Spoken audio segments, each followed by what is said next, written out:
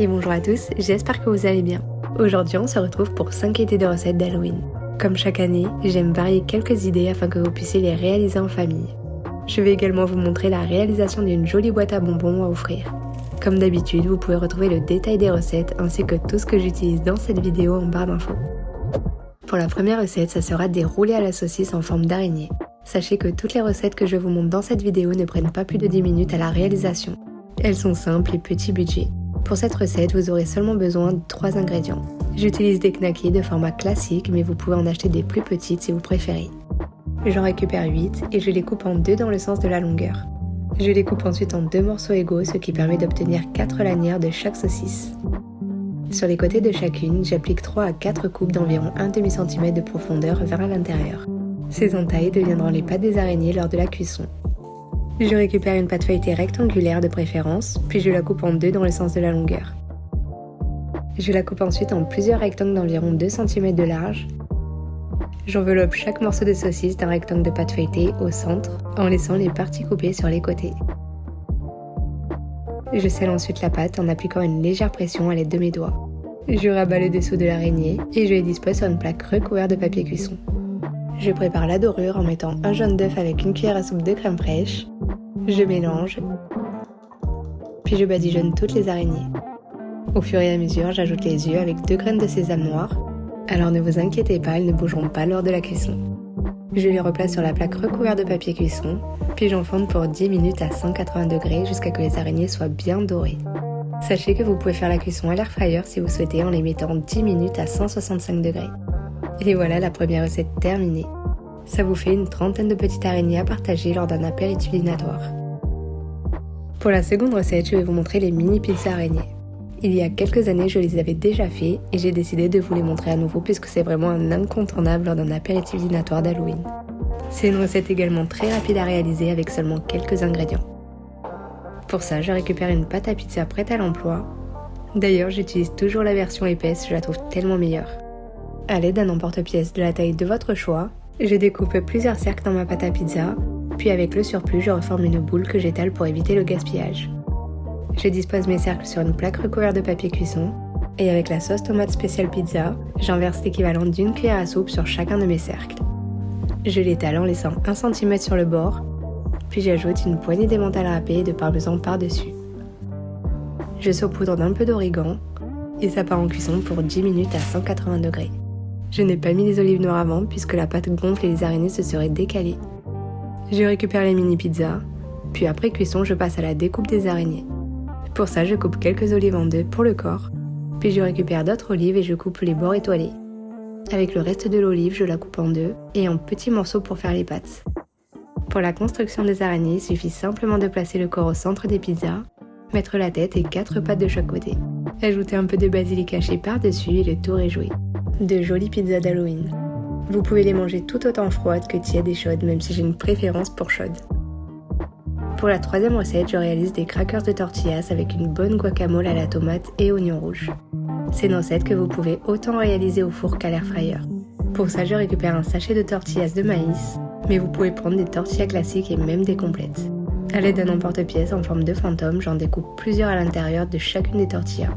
Vous pouvez varier avec d'autres formes comme la citrouille, la chauve-souris et autres. Je dispose mes petits fantômes dans un saladier, puis je pulvérise d'un peu d'huile par-dessus. J'ajoute du paprika en poudre, ainsi que de l'ail en poudre. Je mélange à l'aide de mes mains jusqu'à que toutes mes tortillas soient bien imprégnées d'épices et d'huile.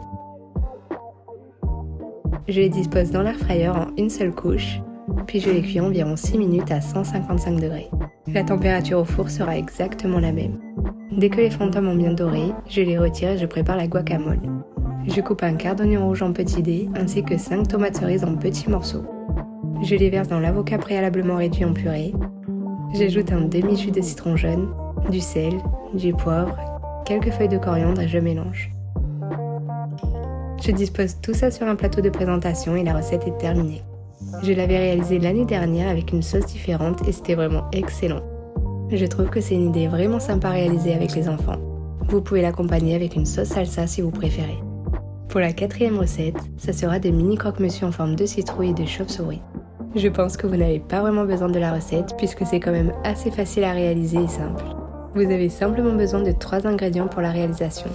Pour récupérer des tranches de pain de mie, d'ailleurs j'ai pris le grand format. Je découpe plusieurs citrouilles et chauves-souris à l'aide d'un emporte-pièce. Et je fais de même avec des tranches d'emmental, ainsi qu'avec des tranches de blanc de poulet. Vous pouvez prendre du blanc de dinde ou du jambon selon vos préférences. Pour l'assemblage, je mets un pain de mie, du fromage, une tranche de blanc de poulet et je superpose avec une tranche de pain de mie.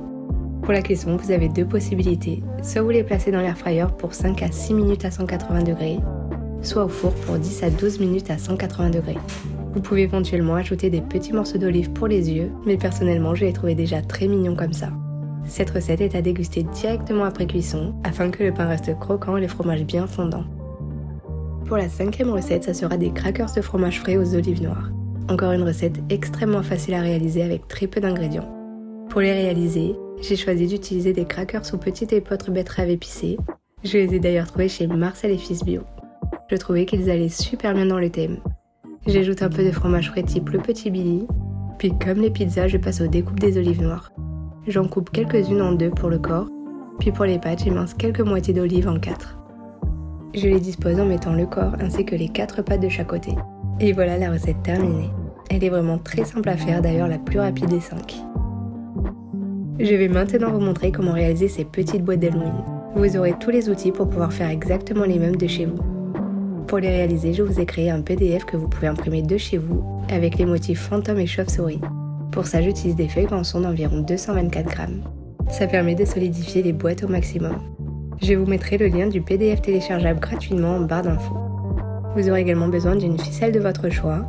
J'utilise une noire et blanche, ainsi que d'une paire de ciseaux. Pour les découpes, vous aurez 2 possibilités. Soit vous avez directement les boîtes prédessinées à imprimer pour les découper directement soi-même, soit vous utilisez comme moi la Cricut et vous avez simplement imprimé les feuilles de motifs d'Halloween. Je vous mettrai également le projet sur le Cricut Design Space en barre d'infos. D'ailleurs, restez connectés car il y aura un énorme concours avec Cricut dans ma prochaine vidéo du calendrier de l'Avent. Une fois que tout est découpé, je plie chacune des boîtes en suivant le rainurage. J'utilise des petits bonbons ainsi que des sachets en plastique que j'ai trouvés sur Amazon. C'était la première fois que j'ai acheté ces bonbons et ils sont vraiment délicieux. Pour la suite, vous avez 2 possibilités. Soit vous prenez un grand sachet que vous rabattez tout autour et vous scotchez. Soit vous remplissez votre sachet en plastique, vous coupez le surplus et vous utilisez cette petite machine qui permet de souder le plastique contre plastique.